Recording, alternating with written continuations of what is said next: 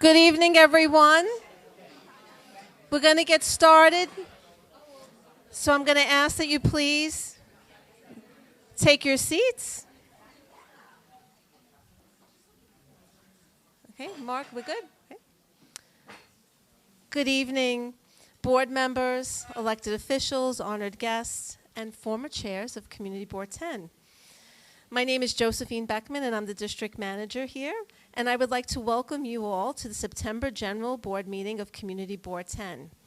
It is my honor to begin the board meeting this evening as we kick off the swearing in of officers for fiscal year 2026 by the Honorable Justice.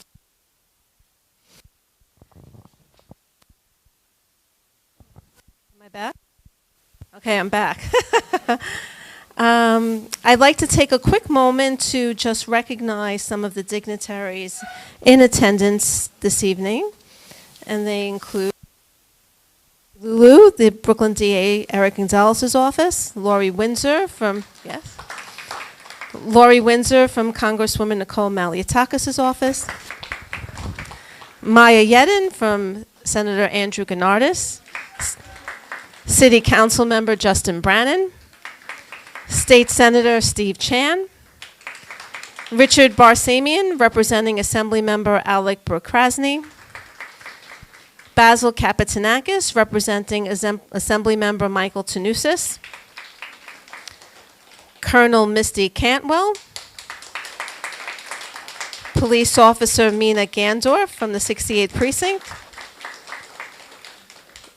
Ted General, who's here from the Harbor Defense Museum, Wesley Yu from Congressman Dan Goldman's office, and Nancy Roden from Councilmember David Carr. Welcome, everyone. So it's my pleasure to begin the meeting. I have the opportunity to do this when we begin a new chair. To our incoming chair, Sandy Vallis, we offer our sincere congratulations. Sandy Vallis, yes, congratulations. Sandy Vallis has served as board member on Community Board 10 since 2010. He served as an officer, secretary, treasurer, vice chair. Sandy was also past chair of our Senior Issues, Housing, Health, and Welfare Committees, our Youth Services, Education, and Libraries Committee, and our Police and Public Safety Committee. Sandy resides in Dyker Heights with his family and has his office in Bay Ridge. He's also currently the treasurer of the Dyker Heights Civic Association. He serves on the 5th Avenue and 86th Street Business Improvement Districts, and he has a long list of past and present local civic involvement. And we wish you well as you take on this additional hat as chair of the board. Congratulations.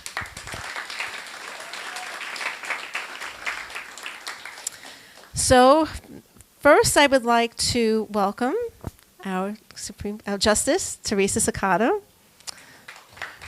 And she will be swearing in our Vice Chair, Stephanie Simone Mahaney, our Secretary, Jack Zhang, and our Treasurer, Shirley Chin. So I'm going to step out of your way. Good evening, ladies and gentlemen. First of all, I'd like to just thank you. This is truly a privilege and a pleasure for me this evening. I'm very fond of a lot of the people that are here, and with that, I'd like to acknowledge two women that I'm blessed to call friend, and that's Dorothy and Josephine. And I also wish to congratulate all the candidates tonight. Again, it is truly a privilege. And I would ask Ms. Simone Mahaney, Mr. Zhang, and Mr. Chin to kindly step up, please. Okay. And how are you? Very nice to meet you. Hi, pleasure. Okay. However you want to do it. Okay. Okay, all of you please raise your right hand. I, and state your respective names, do solemnly swear that I will faithfully execute the office of, state your office, okay, of Brooklyn Community Board 10, the Charter of the City of New York, and the Constitution of the State of New York, to the best of my ability, so help me God. Congratulations.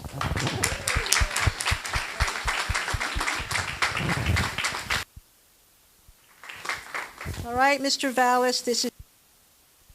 I wish I had a drum roll for you. And would Mr. Vallis's loved ones like to stand with him for this auspicious occasion? Please, come up, come up.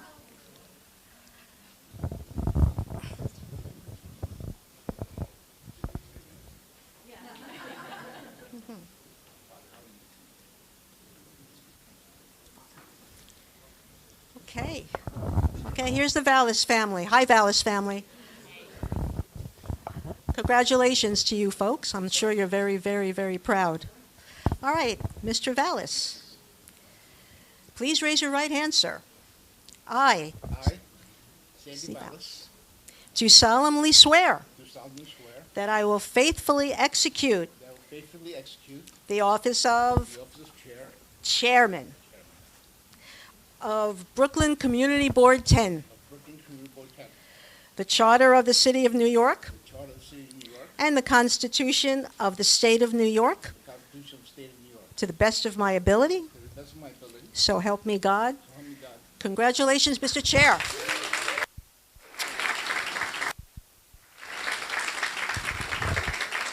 Congratulations, Vallis family. You should be very proud. And my understanding is we're going to be engaging in the passing of the gavel, which I'm actually looking forward to, so I will surrender this to Josephine. Okay. You want to do it now? Yeah, we do that. Okay. All right, so wait, before we do the passing of the gavel, I'm sorry? Yes, we're going to do the invocation from the Very Reverend Gerasimos Makris. Thank you. So even though I'm a priest, I'm still stuck in traffic. My church is in Brooklyn, but I live in Queens. So the BQE is the BQE, so I apologize for not being here at the beginning. So at this time, let's just rise and ask for God's blessing. And let's all join in the Lord's Prayer. Our Father who art in heaven, hallowed be thy name. Thy kingdom come, thy will be done on earth as it is in heaven. Give us this day our daily bread, and forgive us our trespasses, as we forgive those who trespass against us. And lead us not into temptation, but deliver us from the evil one. We ask you, Heavenly King, to bless all those here present. May you always bless our country. May you guide our leaders. May we all work together to make a better Brooklyn, a better New York, and a better United States, so that all can live in peace, in harmony, in love, and that we can uphold those truths which are given from you and those rights and privileges. May we always respect life, and may we all work together for the betterment of each and every one of us. Amen. Congratulations to the new people who are responsible. Thank you. Thank you. Okay, so next we're going to call up for the passing of the gavel ceremony our former chairs of Community Board 10, starting with Joe Bova. And I guess I'm trying to figure out the order. Steve Harrison. Who else is here? Lori Willis. Dean Racina. Jane Marie Kapitanakis. Oh, Craig is after Steve. You arrange yourselves? Oh, wait, I'm going to have to give. And then Sandy, you stand next to Jane. Starts with Joe.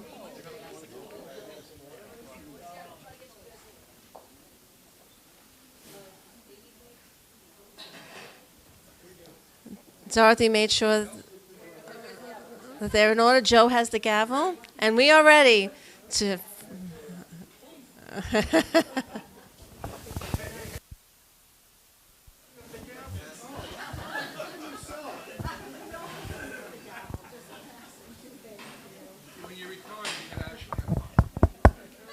Congratulations.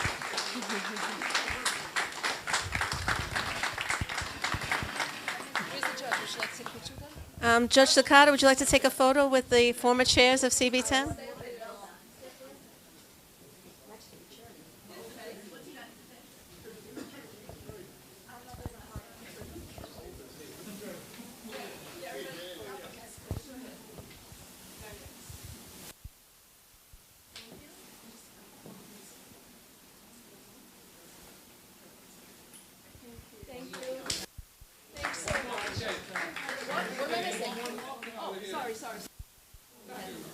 Okay.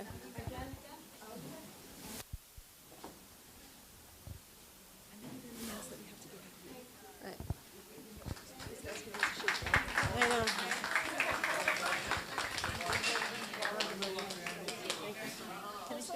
Absolutely, you can stay as long as you want if you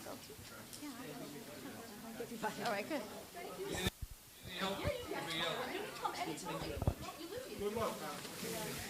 Mr. Chairman, to begin the meeting.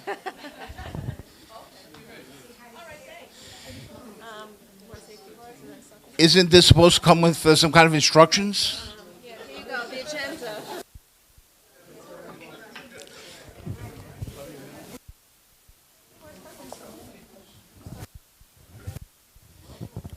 Okay.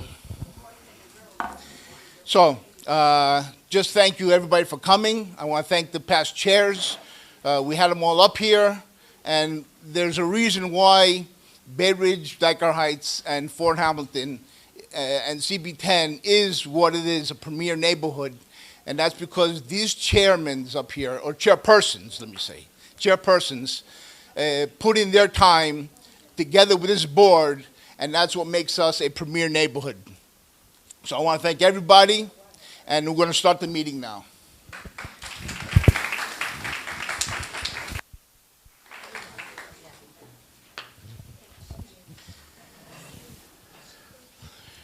Okay, if everybody could please rise, we're going to do the Pledge of Allegiance.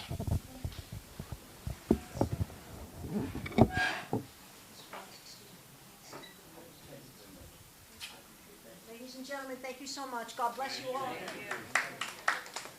I pledge allegiance to the flag of the United States of America and to the republic for which it stands, one nation, under God, indivisible, with liberty and justice for all.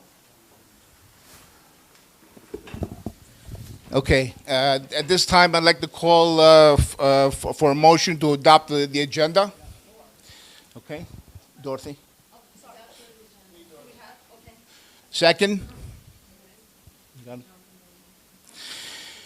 This time I need adoption for the minutes. A motion, Joe? And seconded by Larry. Okay, we're going to start the public session now. Do we have the...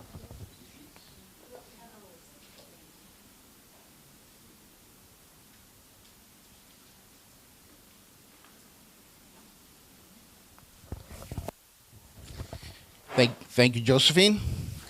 We're going to ask that each person that comes up for the public session, please, we have a lot of people that want to speak, so we're going to do a 2-minute time limit. When you hear the bell, please wrap it up. First up is State Senator Stephen Chan.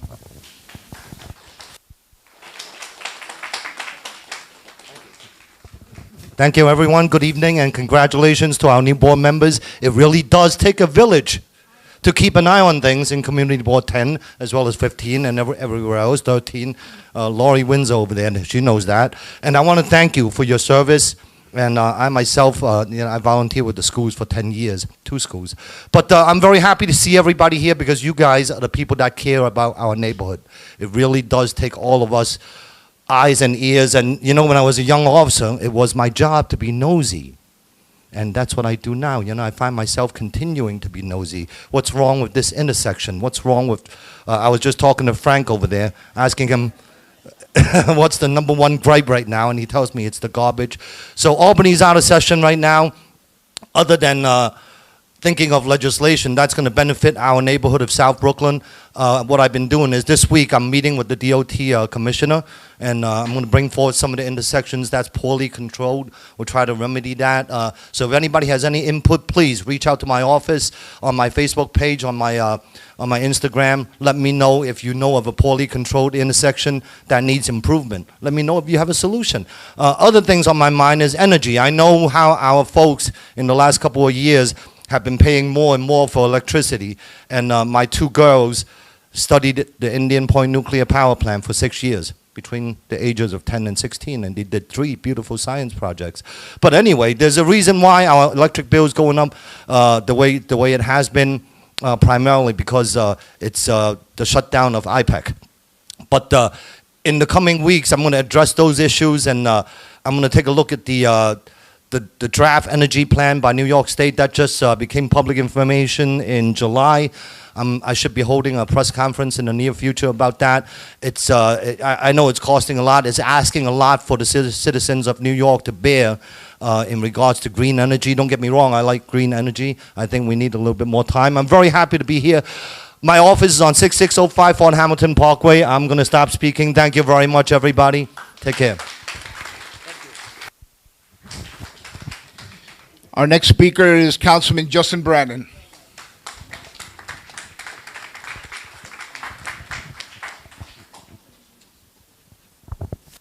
Andy, or my condolences. Yeah. Good evening, everybody. I'm Councilman Justin Brannan. It is great to be here at Community Board 10, where I really start. Almost done with my term. The end of this year, I will have to shuffle on, and you will have a new council member, but you still got me for a couple of months. So the final budget passed back in June, and since we were elected back in 2018, I'm very proud to report that we brought back over $350 million back to the district, $190 million for our parks and playgrounds, and $85 million for our public schools. That is our tax dollars, and it's my job to fight to bring those tax dollars back here to Southern Brooklyn, so I'm very proud of that. Couple of things going on. This weekend is the official start to fall in Bay Ridge with the Chris Hoban Run. That's on Sunday. You got the Ragamuffin Parade coming up next Saturday and the 3rd Avenue Festival the next day. And we're doing an e-waste and shredding event at the St. Anselm's parking lot on Saturday, October 25th. You guys know where I am, 82nd Street and 3rd Avenue. If I can help, no problem. It's too big or too small. CB10, I love you guys. Thank you. Thank you. Next speaker is Nancy Lulu from the Brooklyn DA's office, Eric Gonzalez.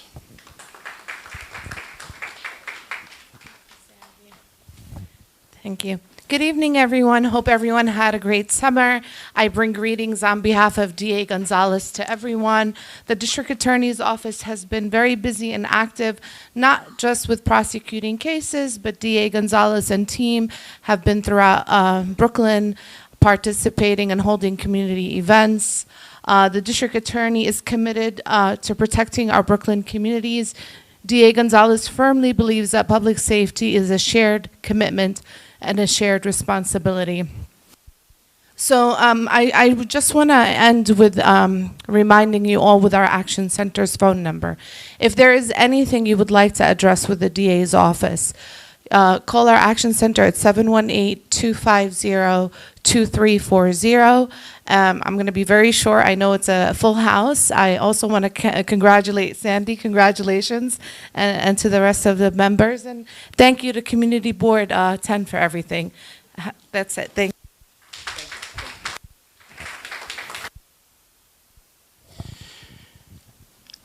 Next, we have Lori Windsor from Congressman Nicole Mayataki's office. Hello. From State Senator Andrew Gennard's office, Maria Yidin. Maya. Hi, everybody. Congratulations. Everybody, thank you for your service. I will be quick as always. We had a lovely, as always, annual 9/11 Memorial Vigil earlier last week. And it was great. We did it in conjunction with Councilman Brandon's office and the NIA. And we are lucky every year to have the Zavarian High School Band join us, and they do a lovely job. So thank you to those who came. We hope to see you next year. Tomorrow we have a senior picnic happening at Diker over here. We always look forward to those events. And as the councilman said, on Saturday the 25th, we will be having our shredding and e-waste event at the St. Anselm parking lot from 10 to 1. We are also doing a textile recycling event on there, and the information will be on the flyer, which is coming out this week. And finally, on the 29th, we, again with partners NIA and Councilman Brannon, at the Fort Hamilton Community Club on base, we have our annual Veterans Breakfast. We look forward to it every year. We look forward to honoring our veterans. If you are or know of a veteran who would like to join us, please call our office, and we'll be happy to arrange. Thanks. Thank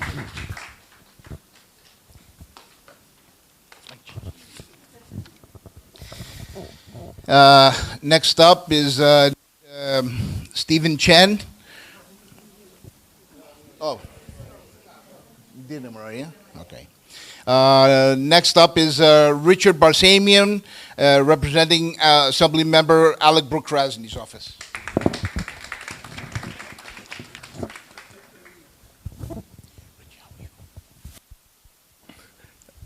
Good evening, everyone. I'm here on behalf of Assembly Member Alec Brooke-Krasny of the 46th Assembly District. It's always an honor to be here. We forget because of how often we witness it. But what we just witnessed a moment or two ago, a few moments ago, is the embodiment of the peaceful and proper transfer of the people's will in a democracy. On behalf of the Assemblyman Sandy, you are such a leader in our community. With your members of the board and everyone, God bless you and protect you. Congratulations on becoming the new chair, and thank you to everyone in Community Board 10 for what you do on behalf of the Assemblyman. In a very, very quick fashion, the Assemblyman is in strong support of anything, anywhere that honors our military and our military veterans. As Ray Albu in the back knows, the Assemblyman is in strong support of the Coffee Wilson naming. He is also, with other elected leaders, Senator Chan, the various members of the Assembly, Congressman Malliotakis, he is strongly opposed to the possible closing of the museum at the Fort Hamilton Military Base. And to wrap it up, our Bay Ridge office at 310 93rd Street is open Monday, Wednesday, and Friday from 9 to 5. You can email us, you can reach us, we'll make a special appointment. One very quick note. It has been said many times, but it cannot be said enough on behalf of the Assemblyman, myself, and so many people whose lives were touched well beyond Community Board 10 by an amazing individual. Can we please remember to keep in our prayers someone who was a friend to me personally for 40 years, someone who never said no to anyone, and her passing is just a gigantic loss. I would ask you to please remember Zoe Koutsipakis and her family. May she rest in peace. Zoe, wherever you are up there in heaven, thank you for being a beautiful person who helped everyone. God bless you. May your memory be eternal. Thank you, everyone.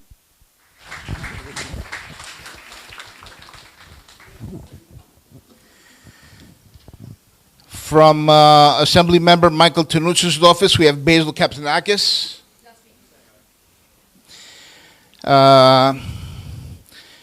From the Fort Hamilton Army Garrison, we have Colonel Mitzi Cantwell. Okay, word. Hello. And from the 68th Precinct, we have Police Officer Gandor.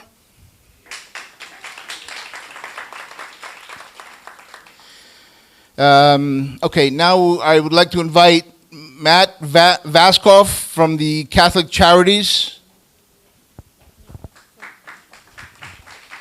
Sorry, before Matt speaks, I just want to make an announcement in the room. There's a car blocking someone in the parking lot. Plate number JNV 7403. If that's your car, the judge is looking to get out. Thank you.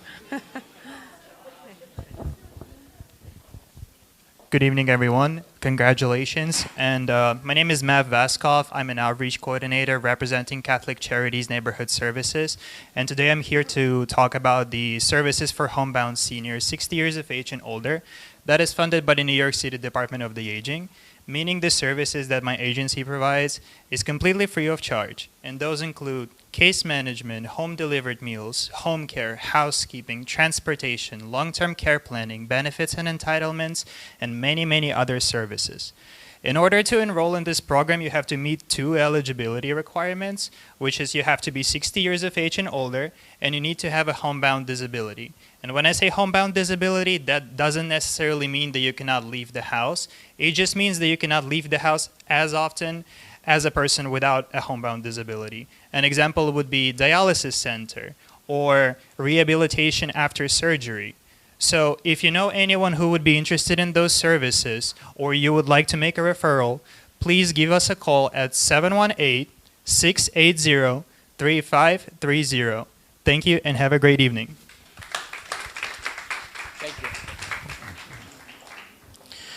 Next, I'd like to call up Ted General from the Harbor Defense Museum. Ted, how are you? Hi, everyone. I'm not actually from the museum, but I'm heading a committee that's trying to save the New York Harbor Defense Museum. If you're not aware of it, it's on a closure list with about 20 other museums across the country. And incredibly, a lot of the elected officials have sent letters to the Center for Military History. That's the agency in the Army that has our Harbor Defense Museum on a closure list. And not only that, that museum is a free museum. Museums nowadays charge admission. It's also the only museum in Bay Ridge, in Dyker Heights. There's no other museums. And it's open to the public. A little difficult to get in because you have to make sure that you sign up at the main gate to come and visit. But the museum has been open for quite a number of years right now, and it averages like 14,000 visitors a year. It primarily kids. Busloads of kids come in, they tour the base, and they also see the museum. The museum is very important because the Battle of Brooklyn actually started right off the waterfront of Fort Hamilton. And there's exhibits inside the museum that commemorate that anniversary. So I urge everybody, if you didn't know it was closing, to write letters or about it. And if you have any questions about it, I'll be in the back of the room later on, and I'll answer them for you. Thank you very much.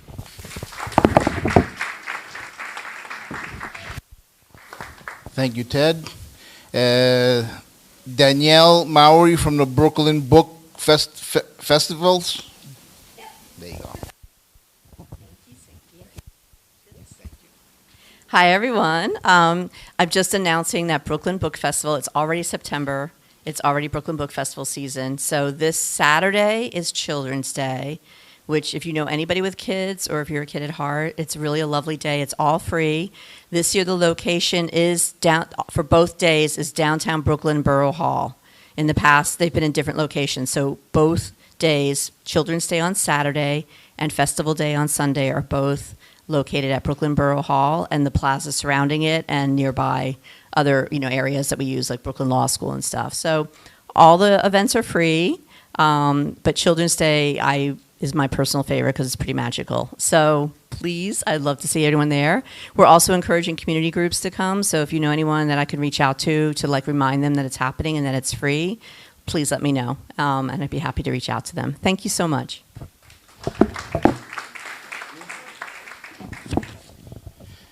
Next up, I'd like to invite Yong Lee Yao from the Dyker Beach Brooklyn Public Library.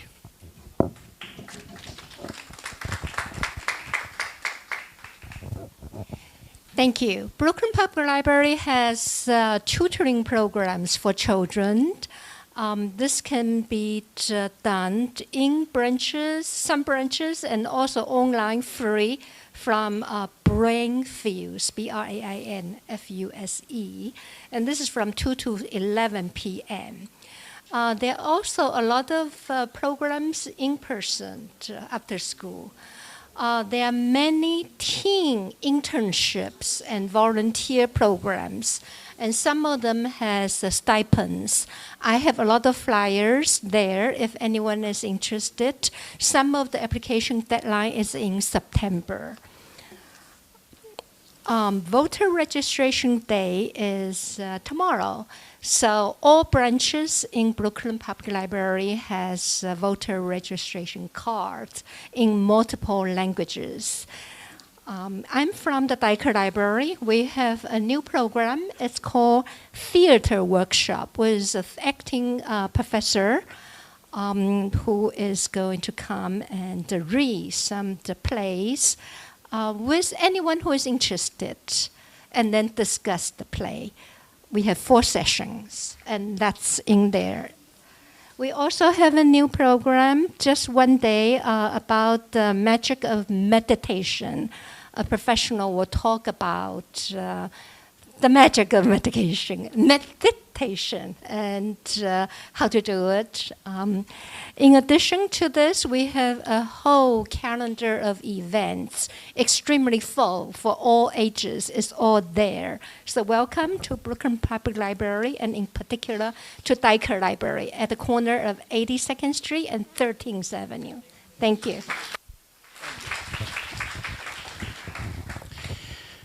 To speak about city bike stations, I'd like to invite Violeta Tavalares.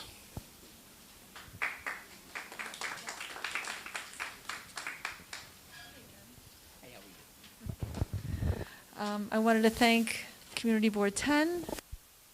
Congratulations, Mr. Sandy Vallis, on your new post. Thank you. I'm speaking and representing some of my neighbors. I was hoping my neighbor would go first, as I didn't want to be redundant. But we would like to express some of our serious concerns and strong opposition to the proposed installation of city bike docking stations on our block. Oh. We are a unified front that takes great pride in our block and our homes, and we believe this proposal will significantly and negatively impact our quality of life and the unique character of our neighborhood. While we do understand the city's goal of expanding transportation options, we believe the implementation of our specific block is misguided and will create several compounding problems, not solve them.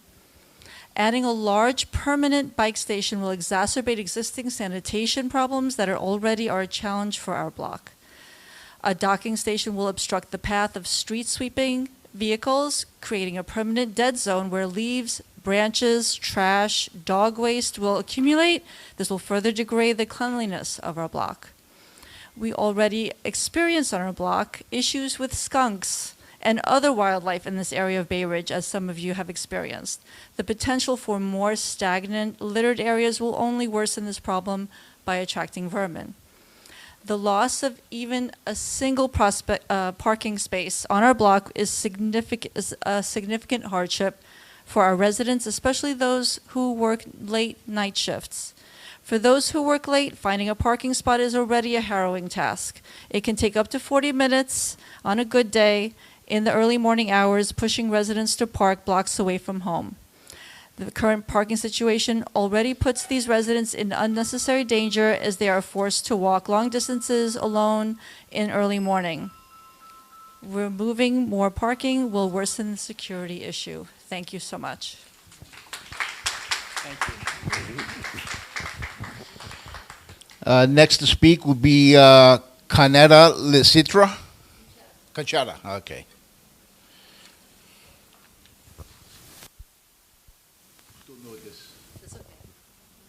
Nice Italian name.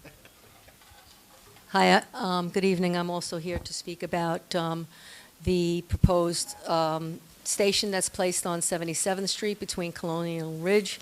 Myself and my neighbors were all extremely concerned regarding the future placement of a city station here. We are requesting the community board's support in asking the New York City Department of Transportation to relocate this station. The current proposed location creates significant issues for our community, impacting the safety of pedestrians, cyclists, and drivers.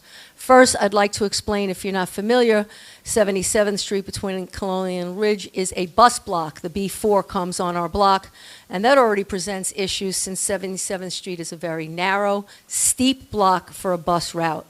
Bicycles entering and exiting the station in such a tight space would obviously be very unsafe and dangerous. The restricted space will lead to cyclists ending up on the sidewalk, which will endanger pedestrians. We have many children on our blocks, as well as elderly neighbors with mobility issues, some using Accessoride. We also have 3 deaf neighbors that may not be aware that a bike is coming up or down the sidewalk. Also, many students from Bay Ridge Prep High School, as well as Fort Hamilton, use 77th Street as a passage to and from school. The proposed location is next to a gigantic wall on the north side of our block. At times, you would think this is an abandoned area due to the falling branches, garbage, dog waste, bottles, cans. Over the years, there have been air conditioners, mattresses, and even furniture disposed of here. We call 311 or sanitation regularly to have the area cleaned up, only to have more trash dumped days later. We believe the bike station will only bring more garbage. With the street sweepers unable to clean the location, this area will become even more filthy. The loss of parking is another concern. Our block is already down 4 spaces due to the bus stop. Our street is not only used for parking by us, but we have 2 apartment buildings, one on Ridge and 78th, one on Ridge and 76th. Therefore, the bike station will now put us in an even more difficult situation. Due to the already insufficient... I'm done? Oh, so if I could just get like 30 more seconds, 20 more seconds. Due to the already insufficient number of parking spaces, very often cars are parking in front of fire hydrants, and some of my neighbors have reported the driveways are sometimes blocked by cars.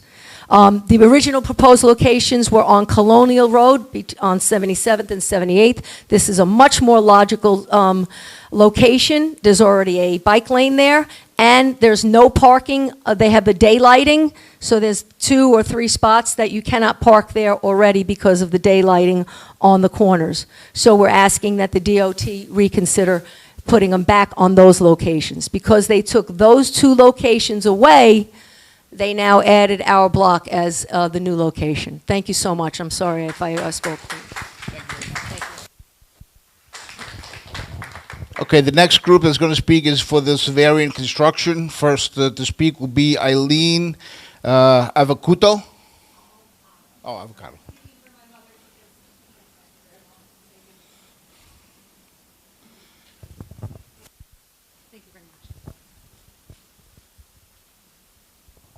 Hi there, thank you. Just for context, I am a resident of McKay Place. I live on 25 McKay Place, directly across the street from Severian High School. I have a few questions which I hope will be answered in full by the board.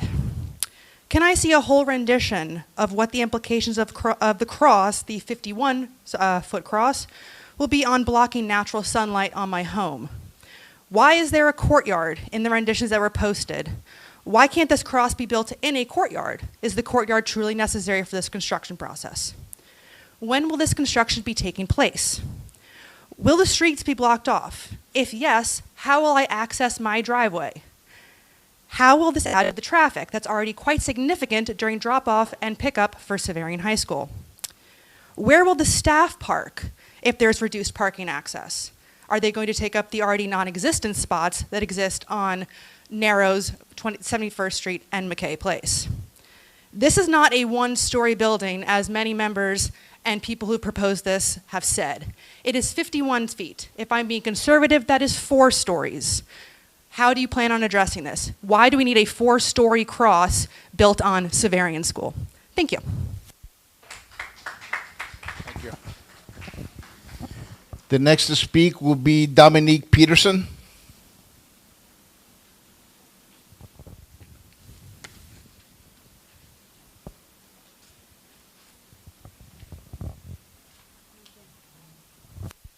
Hi, good evening, everyone. My name is Dominique Peterson, and I also live on McKay, directly across the street from the Severian High School and proposed construction project. I had a follow-up question for the members representing Zavarian here today. On the initial notice of public meeting, Zavarian's new construction was described as the addition of a new one-story plus basement and a cellar addition including a new chapel. When further examining the plans, however, the height of the chapel appears to measure 51 feet in height. To clarify, what is the maximum height of this new construction, and why aren't you communicating this effectively to Zavarian's direct neighbors? I'm deeply concerned about the lack of transparency happening with these proposals. If this is in fact 51 feet, I would also like the opportunity afterwards to ask some follow-up questions. Also, Mr. Valli, congratulations on your new role.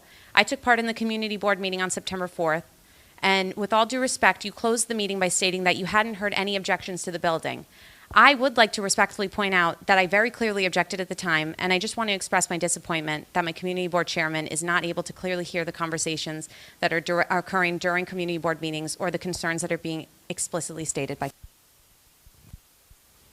Thank you. Next speaker is Molly Roth.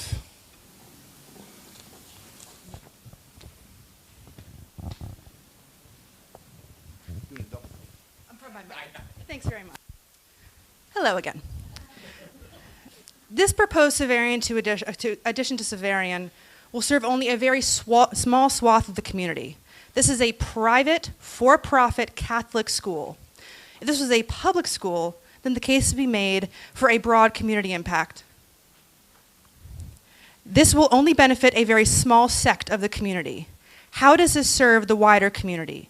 How does this serve Community Board 10 as a whole? How can we be sure that this building will not fundamentally change the building and zoning procedures of the neighborhood? If this is passed, what is stopping other development? Right now, I have a view of Shore Road. What is stopping another developer from building yet another structure that will obstruct not only the view, the natural sunlight, but also the overall cadence of the neighborhood? How many people here are associated with Zavarian versus how many people here either live on Narrows, McKay, or 71st Street? Has there been any direct community surveying of this proposed construction? Can you provide any statements from the impacted parties about their feelings regarding this construction? Why do you need a 51-foot cross? What is the value add of such a thing? How would this make a tangible, positive impact on the learning of students from a measurable sense? You are not building a church. You are expanding a current school structure. Thank you. Thank you. Okay, next I'd like to welcome up Wesley Yu from Congressman Dan Goldman's office. Is he here? No? Must have left. Next then is Nancy Roden from Councilmember David Carr's office. Nancy? You left. Okay. All right, that's the end of the public session. Now we are up to our public hearings.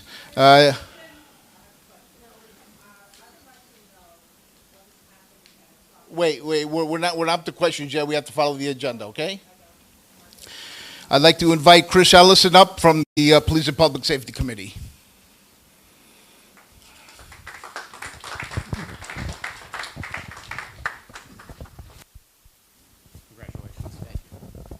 Good evening.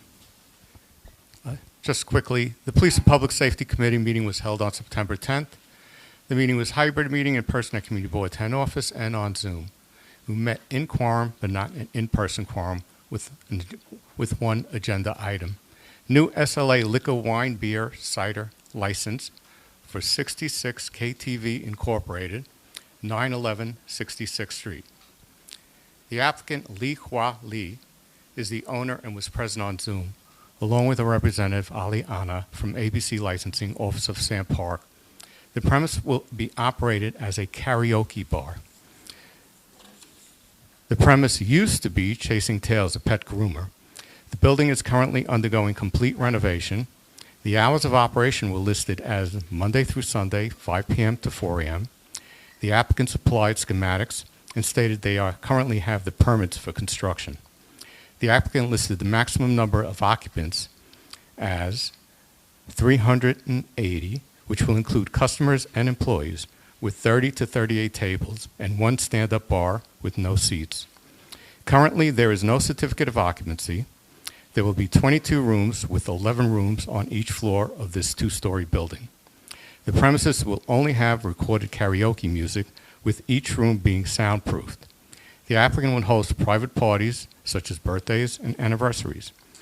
Concerns were egress, with 3 exits on the first floor and the second floor having 2 stairways leading to the exits. The building will have a sprinkler system for fire suppression. Security will be provided through several cameras and licensed security guards. Each room will be visible from the outside, and cameras will be installed in each room. Another concern of the committee was about the hours of operation, from 5 p.m. to 4 a.m. The applicant agreed to close at 2 a.m. on Sunday through Thursday. After a discussion period, the committee's recommendation motion is to deny the applicant unless the applicant agrees to the following stipulation. The premise will be operated as a karaoke bar. There will be no sale or consumption of alcohol on the premise until the appropriate license is issued by the State Liquor Authority. Applicants will not serve or allow bring-your-own booze until their license is obtained. The owner-manager will be on-site during all hours of operation. The hours of operation will be Sunday through Thursday, 5 p.m. to 2 a.m., Friday and Saturday, 5 p.m. to 4 a.m. There will be no smoking permitted. There will be no outdoor music. The doors and windows remain closed with any amplified music.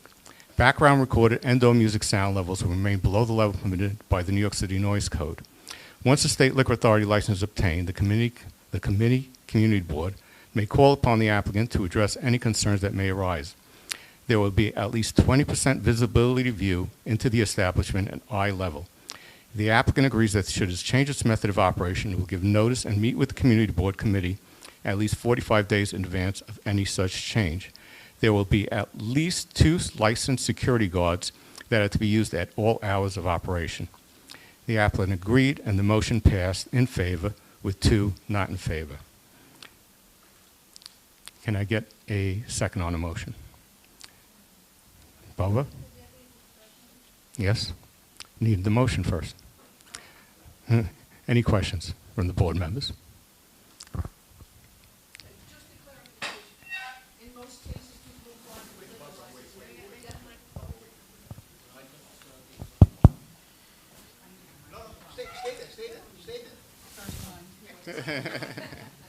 I can hear you fine. Just a clarification that most applicants receive the liquor license. So if we oppose your motion, then we have no recourse. If we oppose your motion, and therefore, if we oppose the motion, and therefore, if the establishment does not follow what we passed, then they have free to do what they want. Correct. As a board member, if you want to have some restrictions, then we should be in favor of this, correct? Correct. In favor of the stipulation, as stated. Any other questions? Ruth? This is not so much a question as a statement. I was at the committee meeting, and I'm one of the people that opposed the motion that was made to support their getting a liquor license. And the reason for that is I'm very concerned about the egress. The several doors, 3 or 4 doors, all face the south side of the building. With over 350 people in the building, if there's a fire or something, everyone's going to go dashing for the south side of the building, and we're going to have a disaster. Fire suppression system or not. And this is not the only one that has had this issue. Structures that were previously factory spaces or car garage spaces do not have any egress in the back. And I think that as a community board, we should be taking this very seriously in conjunction with the fire department. Thank you. All right. Barbara? Yes, I members that opposed this resolution or motion in at the meeting level. You know, I personally am opposed to the karaoke bars. You know, we've had several issues throughout the Bay Ridge community with the karaoke bars and the windows that may be closed in the individual rooms. And I said, hoping, that the committee would say, no. But if we don't have the stipulations, then once again, they will have free reign. So if we turn it down, we have no recourse for them doing whatever they want. So although I opposed it at the committee level, because I don't want karaoke bars, and that's just me, okay? If we oppose it on the board level, then karaoke bar owners, and not to say anything that, that people are bad, is that we will not have any restrictions with the stipulations. Correct. So I will be voting in favor of your motion. Any other questions? All the way in the back.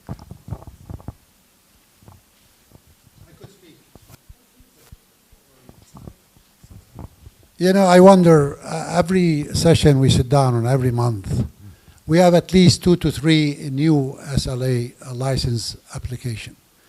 Is there any restrictions for the distance between these licenses? And I agree with our young lady over there. Dorothy, of course. Anyway, it is amazing how many liquor licenses do we need in Bay Ridge? There is a restriction. To me, I look at it that very soon we will be every other place with a full liquor license. Is there a way that we could put restrictions on the distance, or is there a way to ask for restrictions? I agree with the restrictions that you put. I agree with that. But I don't think that we are so much effective. I think we need to find something to stand up for all these liquor licenses and whatever is coming next, as we all know. We have to stand up to this. Thank you. Yeah.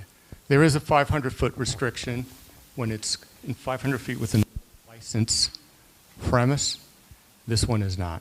All right. When it is within a 500-foot licensed premise, they do go to a hearing at the State Liquor Authority to get a waiver and continue. Am I correct? Ann?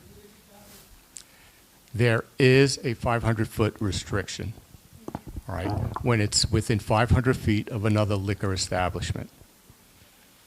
If it is, this one is not, but if it is, they have to go to State Liquor Authority for a hearing on a 500-foot ruling. Ann? Chris, did you say 380 people? Correct. Where are 380 people, or even where are half of them going to park? That is not, that never came up. Well, right now, that location. The application saddens me because it's really very close to residential, bordering on the edge of that park. That location it's right next to a car wash. Yeah. 3 guys from Brooklyn has the warehouse next door, I believe, across the street from the park, but on the other side of the park it is residential. Any other questions? One more in the back. Wait. I can't hear you, sir. I was told here by Salah that there is a liquor store across the street from one of the mosques. I think there is a restriction to that, again. Is it 200 feet from my house? It is 200 feet from a house of worship. 200 is Court Street, between 73rd and 74. It was listed. I don't know if that's really 200 feet. No. Yeah. You want to speak? Yeah. Okay, any other questions? Was the liquor store there before the mosque? That's the question. I have no clue. That's separate. All right. So I'm going to call the question. Comment? No, he has not. I did ask. All right. The fellow that's the owner was a 20-year veteran from the Navy, has run some restaurants in the past. This is his new venture since retirement. So now the question. All those in favor, please signify. Opposed? 1, 2, 3.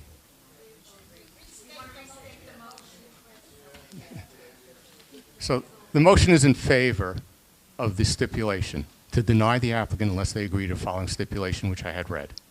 Okay? So all those in favor, again. You want me to repeat the stipulation? It's a standard stipulation we usually have. The premise will be operated as a karaoke. Well, after the discussion period, the committee's recommendation motion is to deny the applicant unless the applicant agrees to the following stipulation. The premise will be operated as a karaoke bar. There will be no sale or consumption of alcohol on the premise until appropriate license issued by the SLA. Applicants will not serve or allow BYOB until the license is obtained. The owner-manager will be on site during all hours of operation. The hours of operation will be Sunday through Thursday, 5 p.m. to 2 a.m., Friday and Saturday, 5 p.m. to 4 a.m. There will be no smoking permitted. There will be no outdoor music. The doors and windows shall remain closed with any amplified music. Background recorded and no music sound levels remain below the level permitted by the New York City Noise Code. Once the SLA license is obtained, the community board may call upon the applicant to address any concerns that may arise. There will be at least 20% visibility view into the establishment at eye level. The applicant agrees that should it change its method of operation, will give notice and meet with the community board committee at least 45 days in advance of any such change. There will be at least 2 licensed security guards that are to be used at all hours of operation. So now I'll call it. All in favor again. Okay. Opposed? 1, 2, 3, 4, 5, 6. 6 opposed. 6 opposed.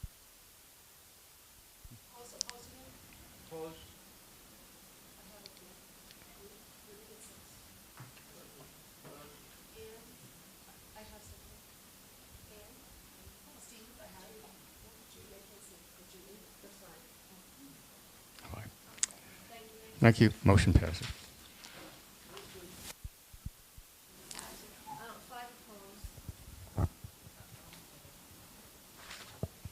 Thank you, Chris. Now I'd like to invite Stephanie Simone Mahaney for the next topic. Thank you. Good evening, everyone. Okay. Okay. The Zoning and Land Use Committee met in person at the district office and virtually via Zoom on Thursday, September 4th, 2025 at 7 p.m. The committee did not have an in-person quorum. There were 2 items on the agenda. The first one I will cover during the public hearing, and the second one during the regular committee report. Okay, this deals with Zavarian's application for variance. The committee convened to consider Zavarian High School's application to the Board of Standards and Appeals seeking a variance to permit a 1-story addition above the existing Genesis Middle School wing, along with a new 1-story plus basement academic addition, chapel, and student center. I just want to clarify that both structures will be only 30 feet high, which is the maximum height in this zoning area is 32 feet. What was discussed or mentioned earlier by a resident is the protrusion, what they're referred to as a protrusion, which is permitted, that is the cross. Those questions can be answered later. But just to be clear, the buildings, both of them will be 30 feet high. We can discuss this later. Attendees included Zavarian President Robert Alisi, Legal Counsel Shelley Friedman, and Perkins Eastman Lead Architect Jesse Mallon. As part of their presentation, the school explained that enrollment is at its highest in history, and its strategic plan calls for more classrooms, science labs, a fabrication lab, and a chapel to support both academic and faith-based programming. The additions are not intended to increase enrollment further, but rather to provide space for smaller class sizes and specialized learning environments. A key point of inquiry centered on why a zoning variance is necessary. The presenters clarified that Xaverian's campus was constructed in 1957, predating the modern zoning code enacted in 1961, which introduced requirements for lot coverage and building setbacks. Though the existing campus was lawfully established under the prior code, these conditions result in non-compliance with current technical rules, such as allowable coverage of buildings on the lot and minimal distances from the street. Most of Xaverian's expansion can be built as of right. The variance is limited to portions of the second-story addition over Genesis, 2 narrow portions of the parking lot addition, and the pre-existing front yard setback. Adhering strictly to current zoning rules would make the additions inefficient and awkward. The variance instead seeks limited relief so the design can be practical and cohesive while allowing the school to fulfill its mission without negatively affecting the neighborhood. Committee members expressed concern over the reduction in parking capacity, which would be estimated at from 56 spaces to roughly 24. Additional concerns of the likelihood of staff parking spilling into surrounding residential streets and the impact of added traffic congestion. The committee also raised questions about construction impacts, including noise, scheduling, and duration, as well as whether the expansion might ultimately drive enrollment beyond what was presented. Objections to the building design, particularly to the protrusion, were raised by residents in McKay Place. Public testimony focused intensely on the secondary consequences of expansion, particularly in terms of neighborhood quality of life. Residents voiced frustration over long-standing issues such as traffic congestion, double parking, blocked driveways, and shore road bus backups. Warning that these problems would worsen during and after the 23-month construction period. They also stressed the safety risks for children and pedestrians and expressed frustration that Xaverian has not consistently acted as a good neighbor in managing parent behavior and traffic patterns. Additional inquiries addressed the adjacent historic burial ground, and the school assured the committee that no disturbance or negative impact would occur. Okay, this is the motion.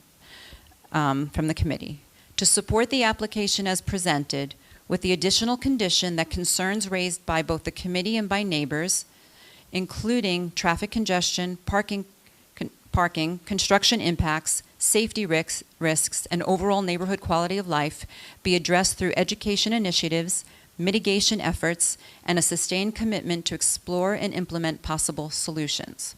The motion passed in committee with only one member recusing due to personal ties to the school. That is the motion. We did not have a quorum, so I would need a second from the floor. Chris. John?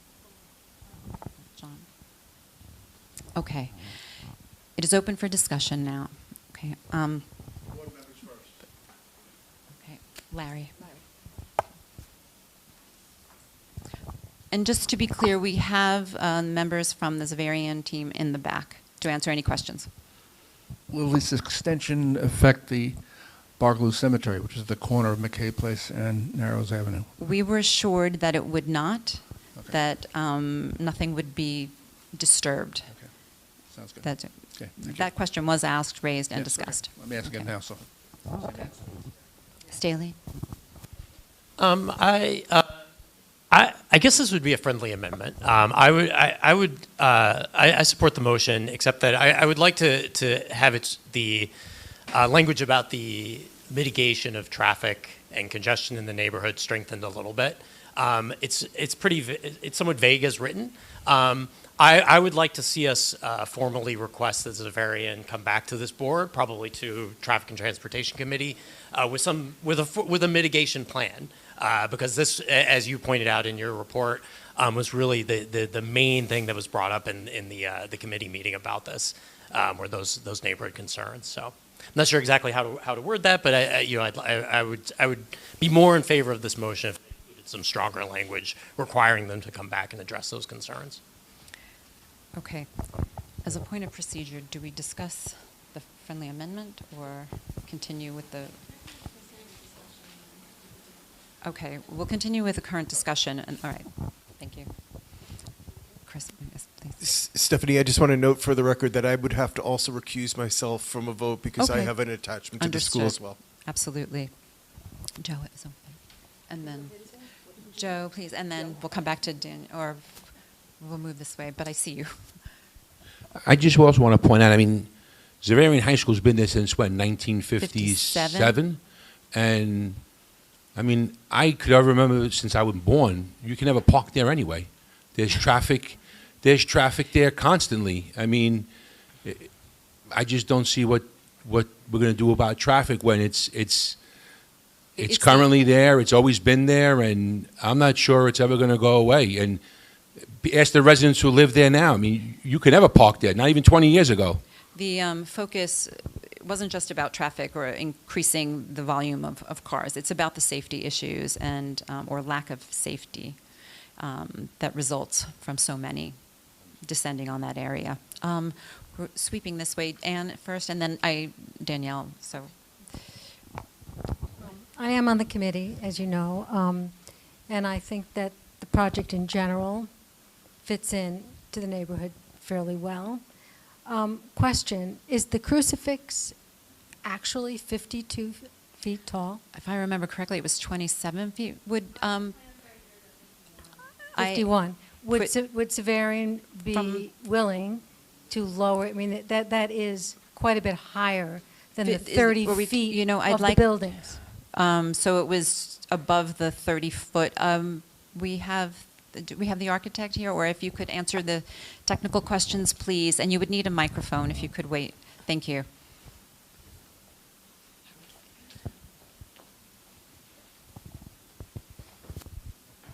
Good evening.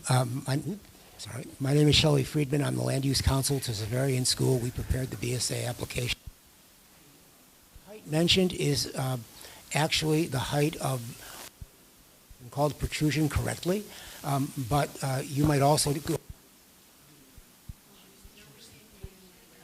which is the church steeple, and that is permitted by zoning. There's no zoning variance request being made here that applies to the height of this building or the height of the or that will protrude above the, but all right. There's nothing in this variance application that requests a height variance above what the zoning permits. The zoning permits for any place of worship a steeple. This is the certificate of occupancy will indicate that this is a place, that this particular space within the church is a place, within the school is a place of worship. It is entitled to the steeple. The steeple also functions as a source of natural light into the space, as many church steeples do. But again, we're well within what the zoning permits for this particular architectural detail. Okay, but back to Anne's question. Anne, can you, I'm sorry, would you please, the request, really? Yes, it's a request for friendly amendment to, so that's 21 feet higher than the 30 foot of the building. I think that the religious sentiment and message that wants to be expressed can be done without having it be a 5-story statement. Thank you. Danielle? Microphone's coming.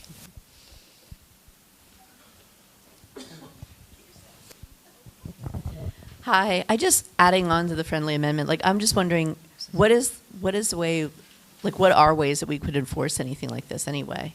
Like, what sort of teeth could we put on something like this? So I'm just curious, and I guess friendly amendment is part of it, but like, yeah. From any other committee members first, before we move on to the friendly amendment, please. Do you know? I just wanted to reiterate what Anne said. I think whatever statement this project is trying to make, they can do that without a 27-foot crucifix. whatever this project is trying to accomplish, they can do it without a 27-foot crucifix. I just wanted to reiterate what Ann said and what the residents of that area said. Sorry? Okay, this, please. Excuse me, please. One person at a time talks. May I just make one clarification? This is a cross, not a crucifix. Is that correct? So just to keep to the I just think language. this board should take into consideration the issues that were raised by the residents of that area concerning the cross, the 27-foot cross. Understood. Thank you.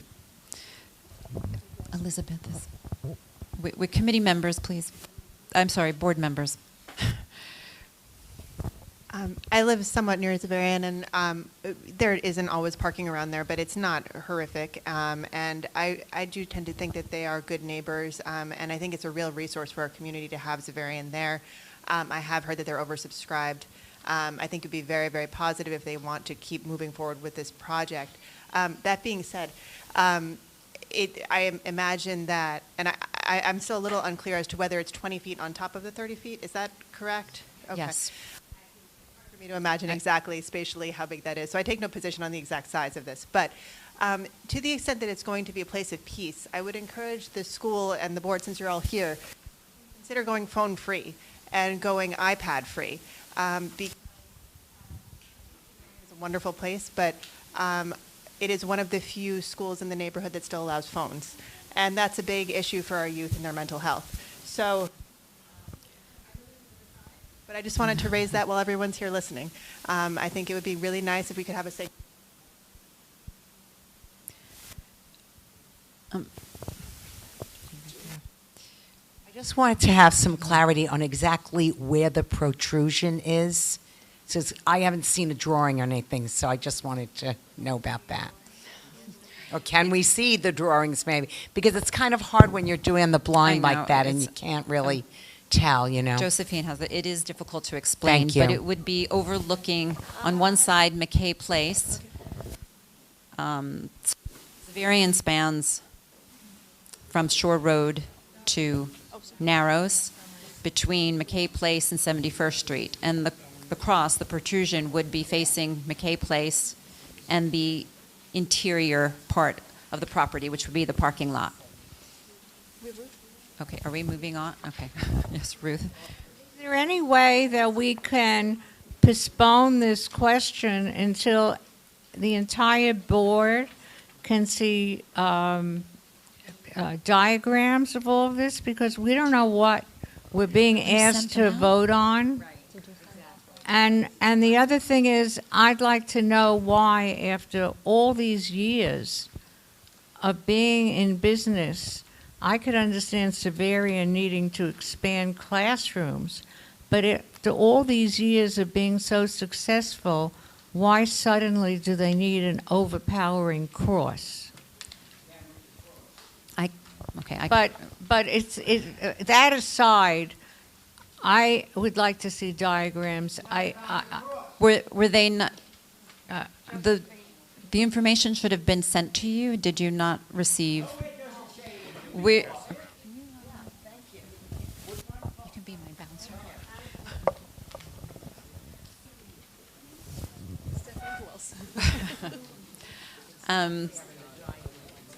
Okay.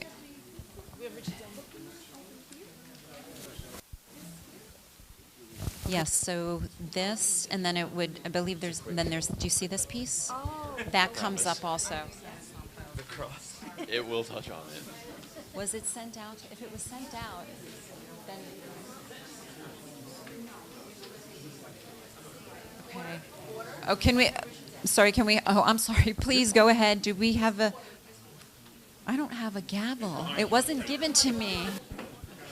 Do I get to use it before Sandy does? Richard, go ahead. Sure. We're continuing with the discussion. If I can have order, please. Thank you. Thank you. I just want to say I fully support more space for the students. I think that's what this is really about. I don't think that the addition of a 20-foot cross above the structure helps the students in any way, so that's why I support the expansion, but I don't necessarily think that this aspect is crucial to it. That's all. So as a protrusion, I understand everyone's comments, and as a protrusion, it's an allowable. It's as well. I guess the term would be as of right. I mean, it's allowable. It's somewhat not up for discussion, except for the request that the variant or that the design team consider reducing it. I do have one question for the design team. I know we talked about the tree line, that the new buildings, the 30 feet, would not come above the tree line. Okay, just for the sake of an image, how far above the tree line does the protrusion come? And how far, because the original Zavarian building is taller, will be taller than the new additions, just to be clear. So the building that is already built on Shore Road is taller.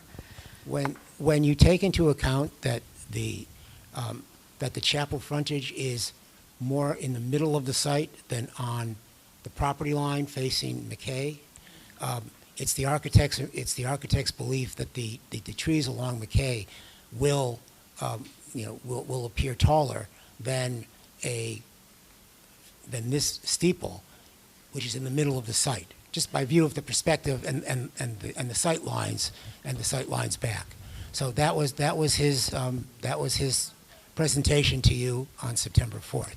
Yes, and what was also emphasized, I know there were concerns about shadows from the building, but because of this, just to be clear, this is set back off of McKay Place. It is not on the curb. It is not close to the curb. If you can envision just for the sake, for the board, that they understand that the cemetery, which is on the corner, the building cannot go beyond that. So it starts, or it'd be where it has to be on the other side of the cemetery in the parking lot. Only the design team can speak to whether or not the shadows would affect the residents. We don't believe that it would. Okay. Barbara, this is for the board only. Public hearing was earlier, but the question should be addressed from earlier. Yeah, I just don't really, I can't envision what this is. Is it the steeple and the cross on top like most people see? I'm looking at the pictures, I don't see it. Where? It is architectural.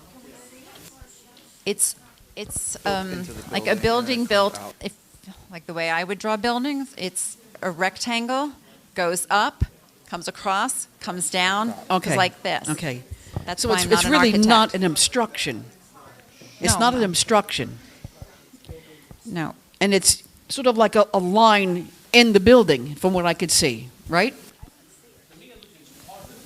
It's part of the building, built into the building, sort of like.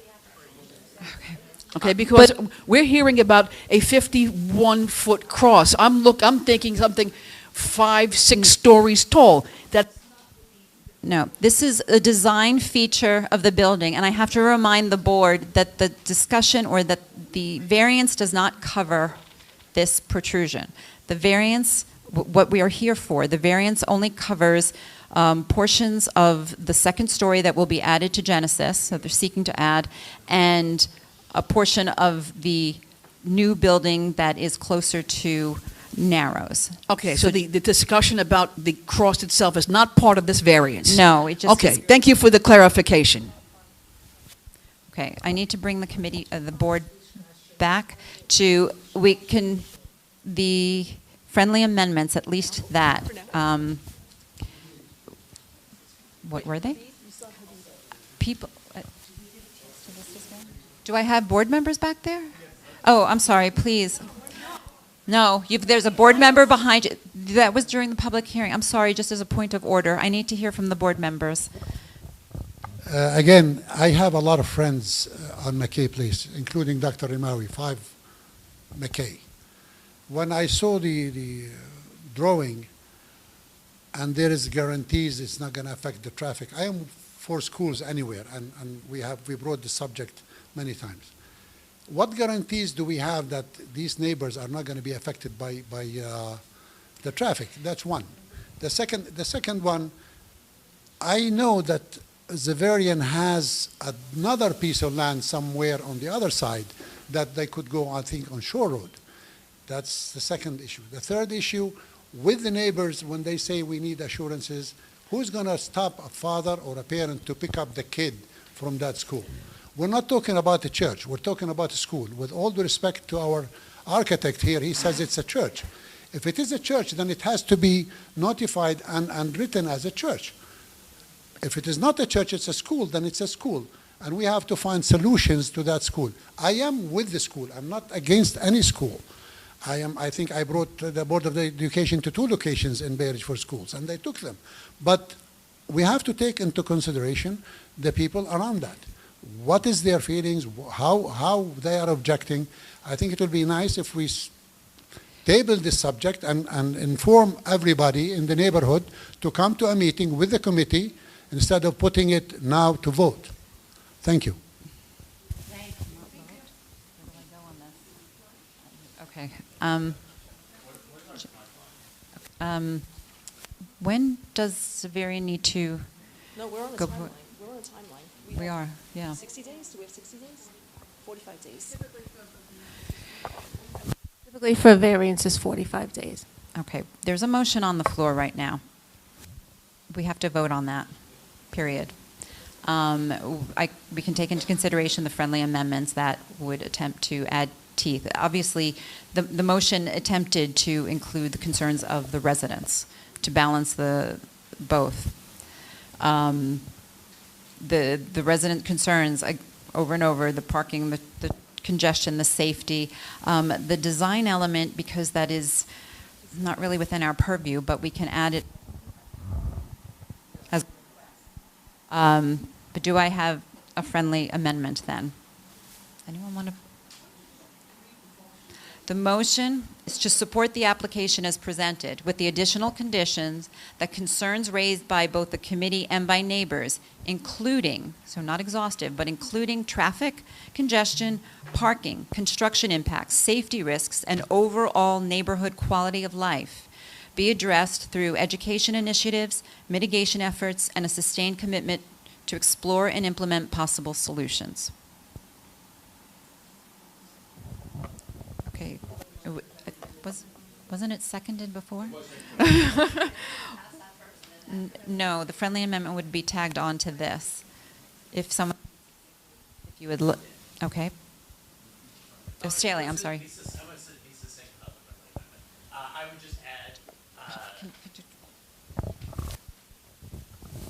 I would just add. I would add that representatives from Zavarian will present a plan to address these concerns prior to the commencement of construction. Before they start.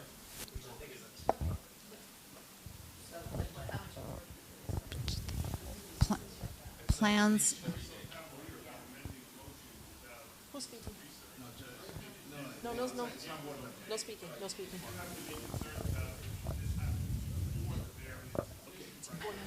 Okay, wait.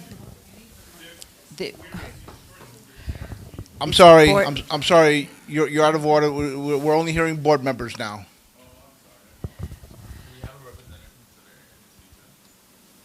Would a representative from Zavarian like to speak to the addition of this friendly amendment?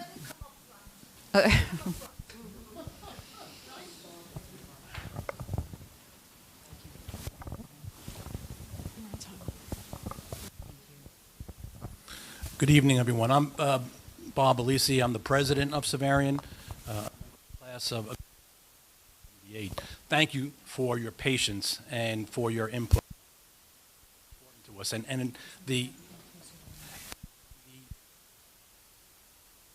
community is of tremendous importance to us, and we hear you and certainly are concerned. Now, it may seem as if we are not hearing you, but we're in the business of trying to educate our students and to educate our parents and to be able to carry out a mission.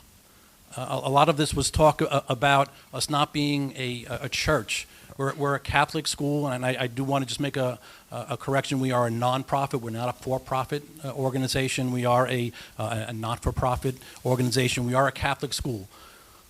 Integral to our mission is to educate our people and to give them, our children, a chance to be closer to their faith. Worship is an integral part of what we do at Severian, and that's why this chapel is so important to educating our young people. Having said that, we clearly hear the concerns that you have about the height of a cross, and we are certainly willing to look at that with our design team. We are absolutely committed to looking at the ways in which we can mitigate traffic and congestion. We all, most of us come from Brooklyn. We're born and raised in Brooklyn, and we know that parking and traffic is one of the things that, that we have to struggle with each and every. Trust me, I am very concerned. I'm concerned about the safety of our kids and our parents as well as our neighbors. We do try to educate, continue to make efforts. Our families, our parents. Each year we have another 350 new families that join our 9th grade, another 90 families that join our 6th grade, and it's another educational process. Please do not double park. Please do not block driveways. We will try to continue to educate. But we got to also remember that with young people, okay, and that's our job, is to teach them and to educate them. So sometimes they make us proud. Most times they make us proud. Sometimes they're kids and they do silly things. And we apologize for that if they do silly things in the neighborhood. But we're not going to give up on our kids. That's why schools are there, is to teach them and to try and educate them and to prepare them for the future. Now, I know that doesn't help a lot of the people on McKay or on 71st Street, but believe it or not, we have tried many things to try and be good neighbors. We fought very hard to get a street light at 71st Street, which we were very successful finally to get a street light because we know that that is an important part of safety. We want to try to reroute the buses that come down 71st Street and are a tremendous hazard to our neighbors on 71st Street, and we're hoping to reroute that to a street that could handle that type of traffic of a bus. So we are open to working with the community in any way that you would ask us to try and mitigate it, to work with our 6A precinct partners, and to see if we can get more police officers to be there to help us, okay, to mitigate the traffic concerns. We're very conscious about construction being a nuisance to the community. We get that. Anytime that there's construction, there's going to be some disruption.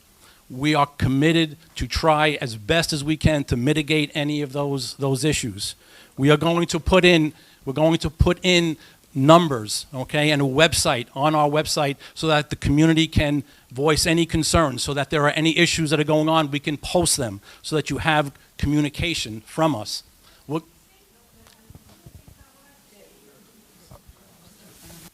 So again, to answer, I think what the general questions are is that we want to respond, yes, we hear the concerns, we are willing to work to put together a plan, and we'll work together with the community on a plan as best as we can to mitigate traffic. Sorry. I just have some questions. You're out of order. I'm sorry.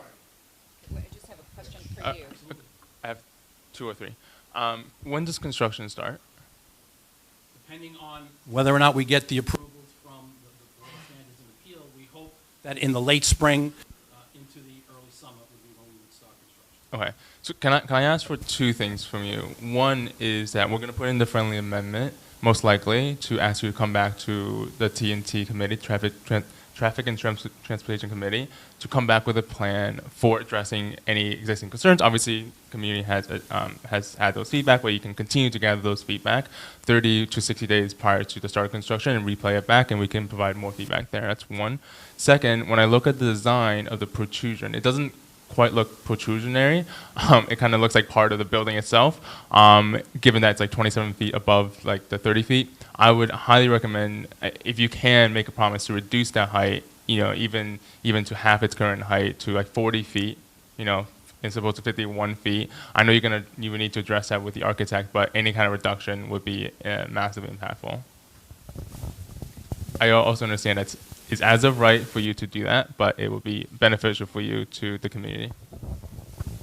There's another question for you, please. I just want to add that these are challenges we want to have. because our community is known for its private, nonprofit, and public schools, and that is a good thing. I mean, I know that Xaverian attracts real community involvement in families and civic engagement on a lot of levels, and that's why we're here at the community board, and we're going to look at things in the Traffic and Transportation Committee. We're going to look at other things with our elected officials, like a ferry from Staten Island. We're getting people from Staten Island coming to Xaverian, from Manhattan coming to Xaverian, and other schools here. And I think that's a good challenge for this community, that they seek our schools out. So everyone here, I want to first thank you for raising your concerns, but just remember what we're doing here is all a positive thing, because we'll make it work. So let's look forward to it in that way. Thank you. Thank you. Okay. Thank you, Mr. Lisi. I appreciate that. Yeah. Okay, there is a motion on the floor. There is a friendly amendment that, repeat it, please, Staley. I'm sorry. Well, now it's like me and Jack. No. What, his is not, yours is. The amendment would be that representatives from Xaverian will present a traffic mitigation plan to the Traffic and Transportation Committee. Can we just say the board right now? Oh, sorry, to the board, fine. 60 days prior to the commencement of construction. Okay.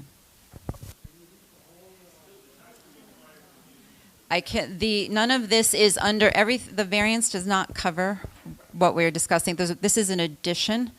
So the variance covers very, very specific things that will go before the Board of Standards and Appeals. What we are requesting is an addition to. The school does not have to do this. This is separate and apart. We are adding it to the original motion, which I will read the original again, and I hope you remember what Staley said, because to be clear that I review everything and it will be written properly. But the original motion is to support the application as presented with the additional conditions.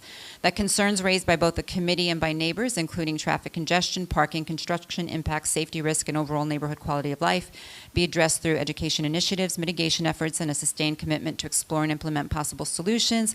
And adding that we request that representatives from Xaverian present plans for traffic mitigation and et cetera, prior to, we have a 60 days, but prior to the beginning of construction. Okay, calling the question. Is that a question? Yes. What was the request that Stanley to add another sentence that says, additionally,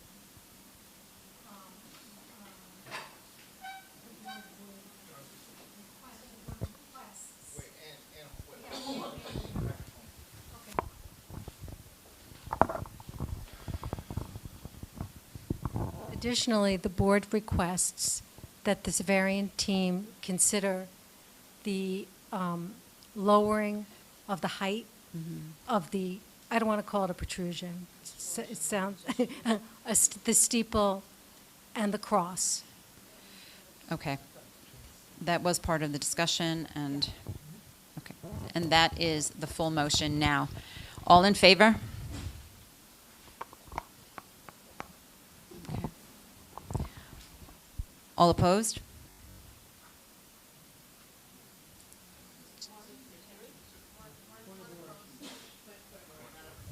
We don't have one opposed. Oh. Wait. How many are opposed? Raise your hand high. High. Two. Okay. All right. And we have recusals. We have a point of order from Xavier. Oh, yeah. Okay. Sorry. Recuse as a former board member and trustee at Xaverian High School, and that reduces the entire, it's as if I'm not here.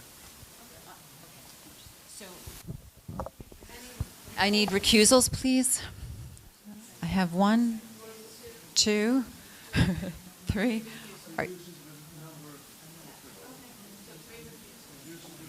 Okay, and abstentions. Carmen's abstaining, not opposing.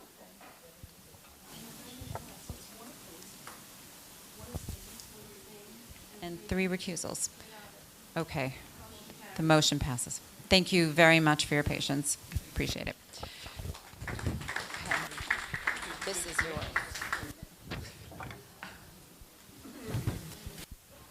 Oh, wait, I have one too.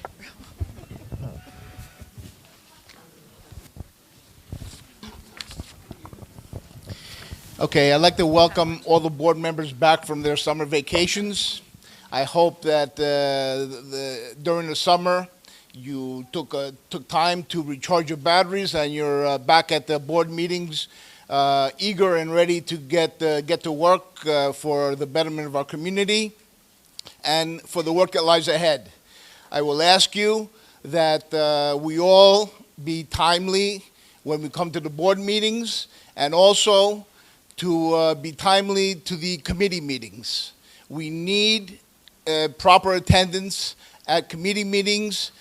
Just going in on Zoom doesn't help us as far as quorums. So I'm going to ask you to make a very good attempt to attend the board meetings and the committee meetings, so we can get to the business of the community. I'm not going to say too much more because I know the hour's late and we have more committee meetings. I just want to welcome you all back and thank all of you for your service to the board. And again, it was good to see a lot of the old, not old. I'm not going to say old. I'm not going to say old. The prior chairs, and this is why we have gotten to this point, because we had chairs and boards that were very strong, and this is why Bay Ridge, Dyker Heights, and Fort Hamilton are premier locations. Thank you. Our district manager, Josephine Beckman. Thank you, Mr. Chair, and congratulations again. And given the hour and our limited time in this room, I'm going to condense my which I will share with all of you, because most was mentioned today. I just want to share with board members that each year community boards meet as a borough with several agencies of the City of New York to review budgetary needs. And for members who are new to the board, during the month of October, the Executive Committee reviews requests for the district needs statement, which includes the prioritization of capital and expense needs. And we take a look at this during the month of October. And that's when community boards hold a public hearing at the October General Board meeting. And the district also reaches out to all community-based organizations and sends out an email for suggestions via our Constant Contact newsletter and social media. I will be mailing all of you last year's capital and expense priority list, as well as a link to our district needs statement this week, but it's also readily available on our website. If you would like to recommend any additions to the list, please send an email to the district office before October 8th. And I just have a few quick announcements. We have some street events that are taking place in the fall. I'd like to congratulate the Fifth Avenue Bid, who held its annual September Famcella event on Saturday. I was honored to attend the kickoff celebration for the Ragamuffin Parade, and these are great community jewels. And I think it was mentioned earlier that the Ragamuffin Parade will take place on Saturday, September 27th, and the Third Avenue Festival will take place on the 28th. And the district office did hold an interagency meeting last week in advance of the fall events as adopted by the members of Community Board 10. The New York City Department of Transportation Commissioner and the borough will be in Dyker Heights, Brooklyn for discussion about transportation priorities this Wednesday, September 17th. Holy Cross's Greek Festival is also coming up this weekend, September 19th through the 21st. And we have some upcoming committee members, so please make sure you take a look at your schedules. And I think the Colonel asked me to... What? What about the swearing in? Oh, the board member swearing in ceremony. The new board members, you should have received a notification. That's also this week. And Colonel Cantwell left some flyers in the back, the U.S. Army Garrison Fort Hamilton Installation Access Guide. So they're in the back. She wanted to make sure that I did share that with you. And again, our meeting next month will be on Tuesday instead of Monday. Please make sure you Mark that on your calendars. We had to switch the day because public schools are closed on Monday for Diwali. So respectfully submitted, and see you next month. Thank you. Thank you, Josephine. Before we commence with the meeting, I just want to say hello to Jessica Callow from the Brooklyn Borough President's Office. At this time, I'd like to invite Shirley Chen up for the Treasurer's Report.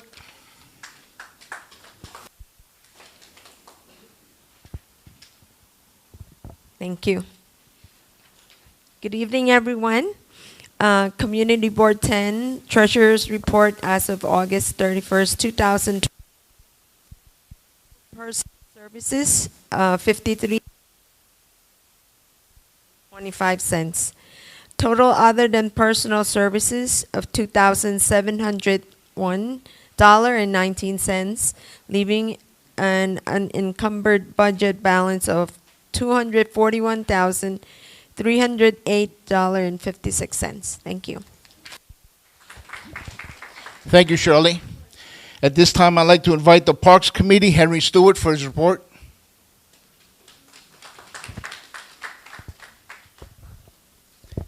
Hey, everybody. I'm going to make this extra long. So there's a place on 81st Street and 7th Avenue called Coffee Square. It's a small plaza with a modest military memorial. After Lieutenant William Coffey, service member who died in World War II. He lived nearby. He had a Purple Heart. The local American Legion post was named after him. Its headquarters were right near there until they were destroyed by the approach to the Verrazano Bridge, and the square was named after him in 1965. In Red Hook, there was a post called the Wilson Post. It was named after a private who died during World War I. Not a lot is known about him. In the mid-'80s, those posts merged. They became the Coffee Wilson Post 688. They almost disbanded, but they were resurrected. They now have more than 120 members. They meet at the Fort Hamilton Army Base. They decorate Coffee Square for major patriotic holidays with flags and buntings. They support a lot of local organizations. And they asked us to support their desire to rename Coffee Square Coffee Wilson Post 688 Square after the new, the merged American Legion posts. My only concern was that Coffee Wilson Post 688 Square was a mouthful and potentially confusing, and they readily suggested just Coffee Wilson Square. So we made and passed a motion to rename Coffee Square Coffee Wilson Square, but we were not in quorum, so we need a second from the floor.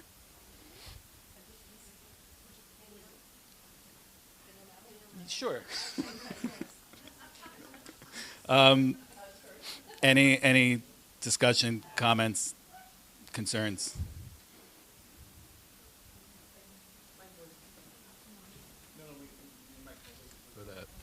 For the live stream.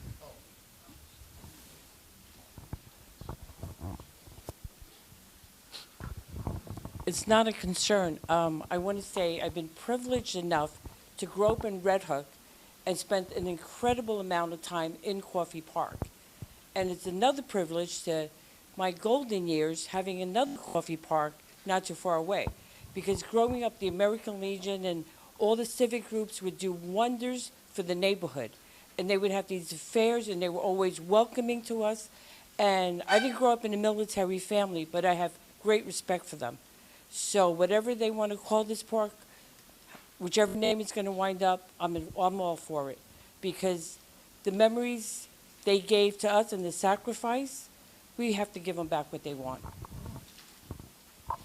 Yeah, I think that was the general feeling of the committee. Anybody else? Then I will call a question. All in favor? All opposed? Abstentions, recusals? Passes. The other matter that we discussed is that there's a request for bids for concessions, basically for the sale of food for mobile food units. The one site in Community Board 10 is outside of Owl's Head Park on Colonial Road between 68th and 67th Streets. This permit would extend from January 2026 to December 2030. Typically, these are ice cream trucks or hot dog carts, but they could be a halal cart, they could be something else. There's generally the process here is that the Parks Department will issue a request for bids for this site and then judge whatever requests come in. So we don't know if it would be an ice cream truck or something else. There are regulations, there are hours of operation, other rules apply, no idling, no generators. It would be specifically on Colonial Road between 68th and 67th Street, not around the corner or nearby. It would be on the street, not in the park. They have to be fully licensed. They have to be cleared by the Department of Health, approved by the Parks Department. It would likely not be another situation like 86th Street and 5th Avenue where the food trucks operate at all hours. As the Parks Department representative said, they're not going to be there unless they're making money. I don't see Owl's Head Park becoming the hot 2 a.m. spot for taco runs, but you never know. And even just because the site is on a list doesn't mean it will receive a bid. Somebody would have to apply. The general feeling from the Parks Department was that it's better to work with vendors who have permits rather than rogue operators. Permitted vendors tend to police their territory because they're invested in the space, especially when it's a successful location. They don't want to jeopardize the concessions agreement that they've put money into. There was a email from the Owl's Head Park volunteers after the meeting saying that people seem very happy about having a food truck by the park during daylight hours. Previously, it has been an ice cream truck. The only complaints that they hear are about noise, the music played from the truck. So we had passed a motion to send a letter of tentative approval based on the hours of operation, that seemed to be the biggest concern of the committee. I would suggest a friendly amendment to this motion that we also add a note about adhering to noise code, because that is the biggest problem that the Owl's Head Park volunteers hear. We passed the original motion, but we were not in quorum, so we would need a second. Sure. Thank you. Do we have to vote? Sorry, just a question. Do we have to vote on adding a line about the noise code in addition to the hours? Yeah, okay. Yeah, Julie.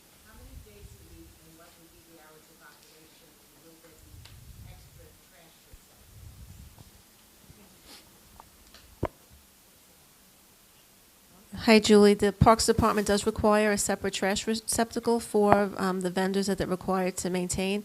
And the hours of operation that typically reflect the hours of the park, no more than that, and it would be 7 days a week. But the vendor could do 5 days. I mean, he could condense the schedule, but it wouldn't be 24-hour. That would not. There would be set hours of operation. And it would be year-round from January Year-round. to December. Not necessarily that an ice cream truck is going to be out in December, but they could legally. Yeah.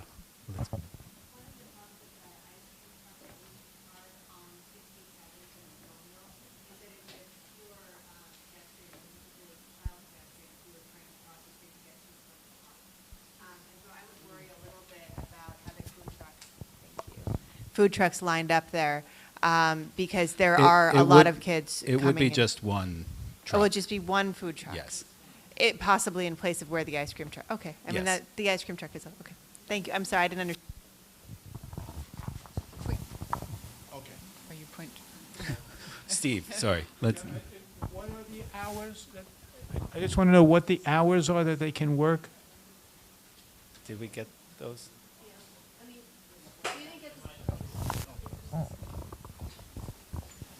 Steve, we didn't get the specific hours, but typically they are from about noon to dusk. And we could add that. Yeah, That's I mean, fine. my understanding is that that's part of the regulation process, but. Sure. sorry, just a quick question. Yeah. Is it, we're voting on just this tentative permit for one truck? Yes. This doesn't open the door for others? No, it Okay, would just got be it. for Got one it. vendor on that block. So you said this is one permit that's going to last 4 years. It's for, you mentioned halal cards, you mentioned ice cream truck, and you mentioned other things. Can the permit be used for any of those things within those 4 years? Is there a specific type of cart?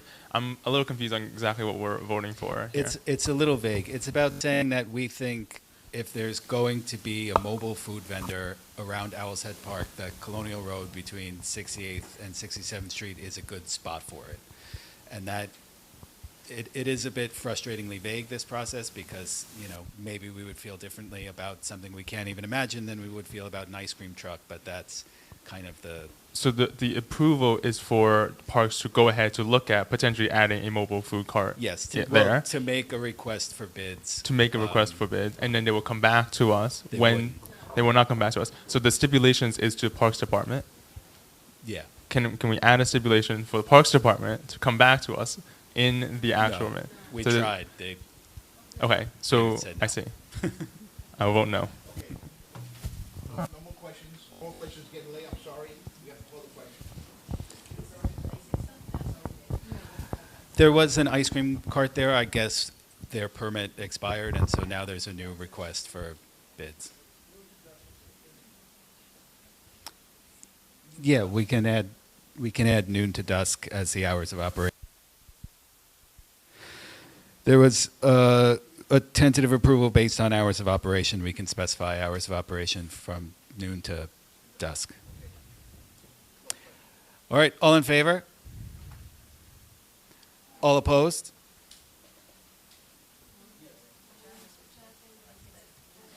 Abstentions, recusals? Thanks, everybody. Thank you, Henry. Being that we are approaching 9 o'clock, or we passed 9 o'clock, I'm going to ask that the Zoning and Land Use Committee and the Traffic and Transportation Committee, being that they're informational, be put off to the next meeting. Just before we leave, I just wanted to ask the board to consider passing a resolution in favor of saving the museum that Mr. Ted General had talked about earlier. Is there any discussion on that? Okay. Okay. All in favor of passing a resolution to save the museum? Any? Yes. And.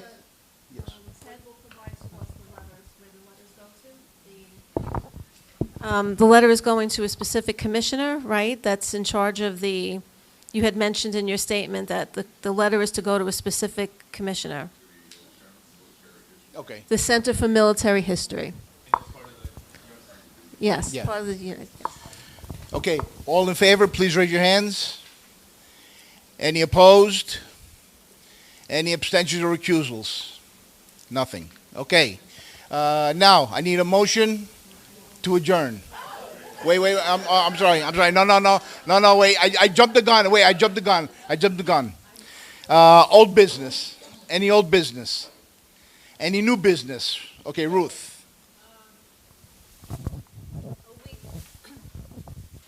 A week from tonight begins the holiday of Rosh Hashanah. A week later is the holiday of Yom Kippur. I'd like to wish a happy New Year to everyone who's celebrating and everybody who's not. A happy New Year is good for everybody. Thank you. All right, I'll be brief. I just have a statement I wanted to read to the board. When I was appointed to this board, I promised myself that I would always seek justice and use this platform to elevate the voices and concerns of my community, especially those that are left out of the conversation or lack adequate representation. Many of us have asked ourselves what we would have done during slavery or the Holocaust or Jim Crow. How would we have used our voices and our bodies to help prevent or end those atrocities? Most believe that they have the courage and moral compass to avoid committing the same horrors of those generations. And yet we find ourselves 2 years into a genocide paid for and made possible by our tax dollars and our silence. Our district is home to the largest Palestinian community in New York, the second largest in the country. Many members in our community are indeed suffering an unimaginable pain and loss made possible by the very politicians who are tasked to represent them. I realize there is nothing this board can do to directly end U.S. complicity in the ethnic cleansing and erasure of an entire people, but we also cannot idly sit by while starvation and mass slaughter is live-streamed to our faces every day. I implore this board to direct the Communications Committee to issue an official statement condemning our City Council and congressional leaders Chuck Schumer, Kristen Gillibrand, and Nicole Maliotakis for their direct and ongoing political endorsement of war crimes committed against the Palestinian people, and to demand an immediate, lasting ceasefire and allow humanitarian aid into Gaza. This is about our leaders acting in accordance with international humanitarian law. We cannot claim we value the rule of law while sending weapons and resources to be used illegally against a starving civilian population. Although we only serve an advisory role to our city council members, that does not absolve us of our moral imperative to speak out in every capacity available to us against their complicity in the worst humanitarian crimes of this century. Thank you.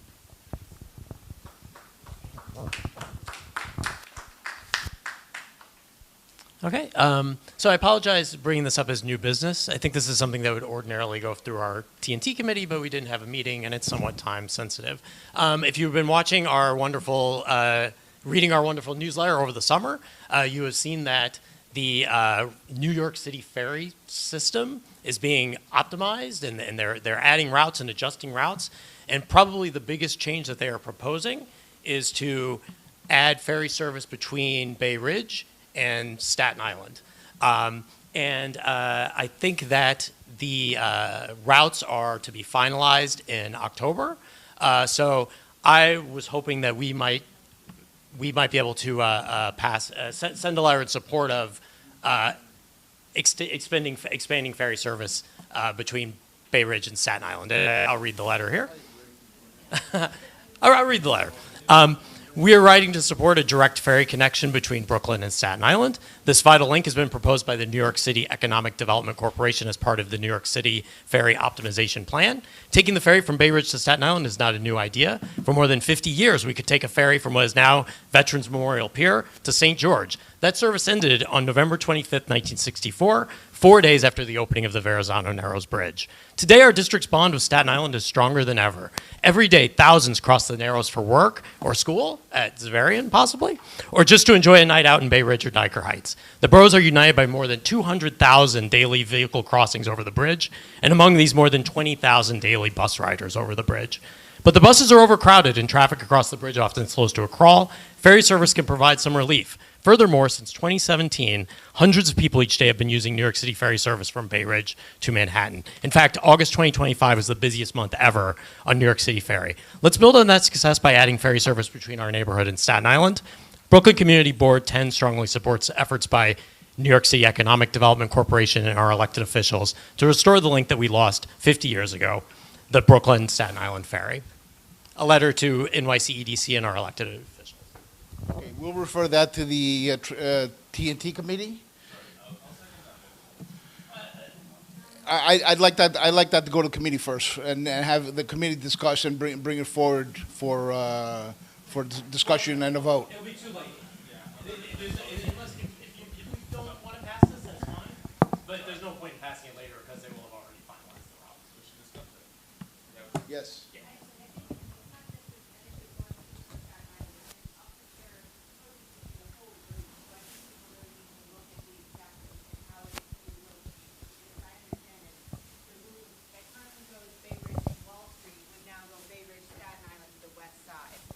Big change. I may be wrong about that. Fully. The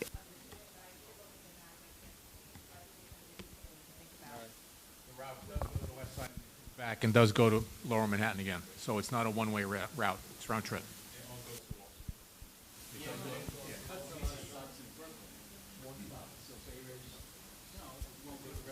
All right. I mean, listen, if you vote this down, it will come back on the T&T. So we vote this forward. why not just go to T&T directly then? I mean, you bring up a new business, and it took away 2 items from the agenda. Just bring it up on the TNT, because as you see, there are questions about it. All right, I'm not opposed to it, but I mean, it should go through committee first.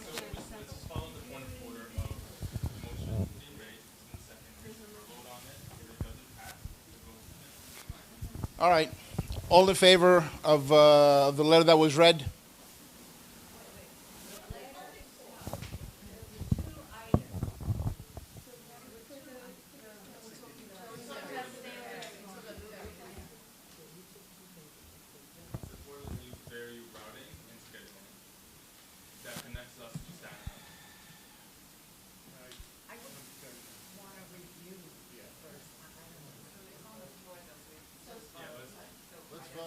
Okay, listen, let's vote. Either you vote for it or against it, and because I feel it should go to committee for more discussion.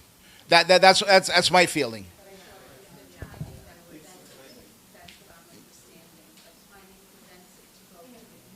Okay. All right. Listen. Time is running. So, are we going to vote on it? Okay. All in favor? 1, 2, 3, 4.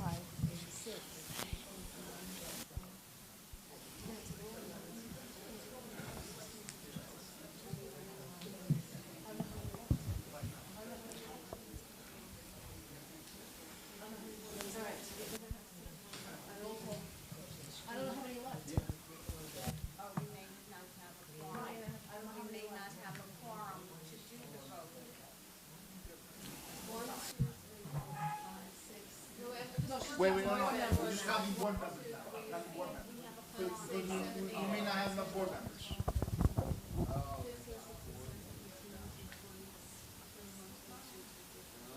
Okay, we have a quorum, okay. So, how many did we have? 4? All in favor of sending the letter? 1, 2, 3, 4, 5, 6, 7,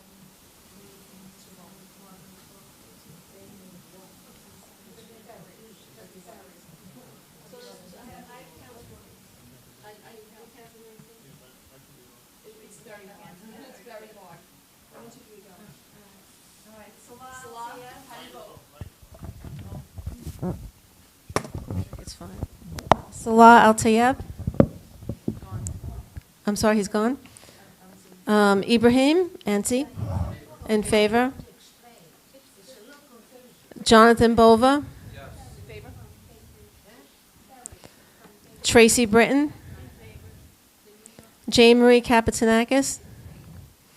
Ralph Caramasino. No. Chris Cesarani. In favor. Shirley Chin. Judy's gone. Richard Day. Carmelo Di Bartolo. Staley Dietrich. Elizabeth Edmonds.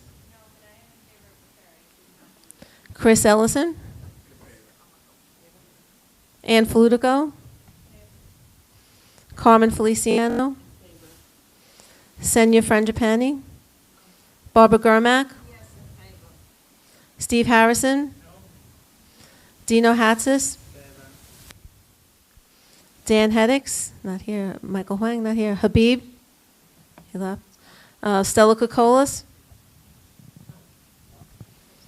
Joe Locasano. Daniel Loud. Liz Lovejoy. In favor. Stephanie Mahaney. Ruth Mazer. Frank Malaya. Marie Merville Shasada. Danielle Mowry. Zui Nye. To the left. Larry Stelter. Henry Stewart. Julie Thumb. Okay.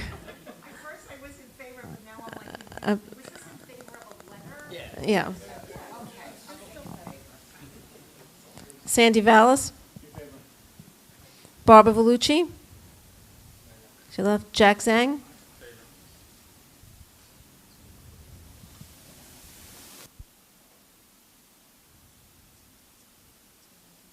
So it's 20 in favor, 1, 2, 3, 4, 5, 6, 6 opposed, and 3 abstentions. Motion carries. Okay, anything else under new business?